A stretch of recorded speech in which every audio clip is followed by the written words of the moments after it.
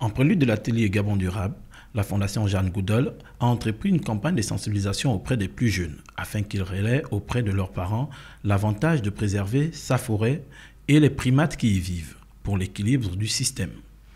Au thème de cette séance d'éducation, les jeunes élèves nous font part de ce qu'ils ont retenu. J'ai retenu que les grands singes étaient comme des personnes et qu'à la forêt on trouvait des médicaments et que les singes étaient des jardiniers. Ils mettaient des graines dans du sable pour que ces plantes poussent.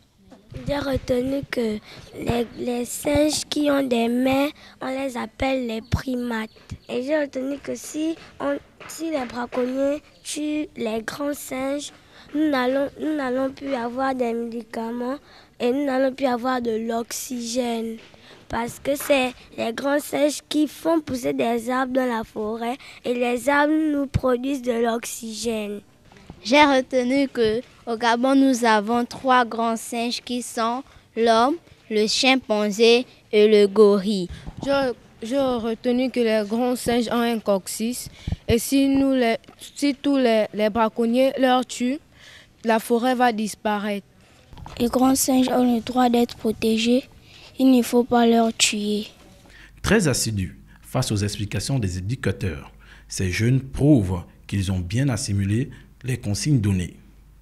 À la grande satisfaction des membres de la Fondation Jane Goodall qui n'ont pas manqué de présenter leur structure et ses objectifs au Gabon. Nous sommes l'Institut Jane Goodall, qui est une ONG en fait, de protection de l'environnement, et notamment des chimpanzés.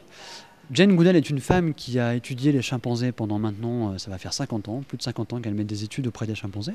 Elle a notamment découvert plein de choses sur les chimpanzés, un petit peu comment ils vivent, et puis surtout qu'ils utilisent donc des outils, qu'on n'est pas les seuls à être à utiliser des outils qui sont très intelligents, et puis l'importance de ces espèces-là dans la forêt. Ils ont une importance en fait, on les appelle nous des jardiniers de la forêt, parce qu'ils mangent des fruits, ils digèrent les fruits, ils font des crottes, dans leurs crottes il y a les graines des fruits qu'ils ont mangés, et avec la pluie, avec le soleil, ces graines-là vont germer dans l'engrais naturel qui sont leurs crottes et vont aider les plantes à pousser.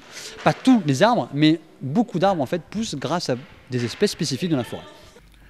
Comment procéder dans la sensibilisation sur l'équilibre du système alors que le peuple bantou vit de chasse? Et quelles seront les conséquences en cas de non-respect de consignes? Donc ce qui est important, c'est qu'il faut expliquer aux personnes pourquoi est-ce qu'on ne peut pas avoir une chasse irresponsable. On peut chasser, bien sûr, mais pas n'importe comment, c'est tout. Il y a des règles en fait à respecter pour que l'environnement soit toujours équilibré, que la forêt continue à vivre et que nous puissions continuer à vivre grâce à la forêt. Pour le parfait équilibre de l'écosystème, la préservation des grands singes est plus que jamais nécessaire pour aider le monde. C'est dans cette optique que l'Organisation de protection de la biodiversité d'aide au développement durable et d'éducation des plus jeunes, par la Fondation Jane Goodall, veille au grain et répand par le canal des tout-petits le message qui sauvera sans l'ombre d'un doute le monde.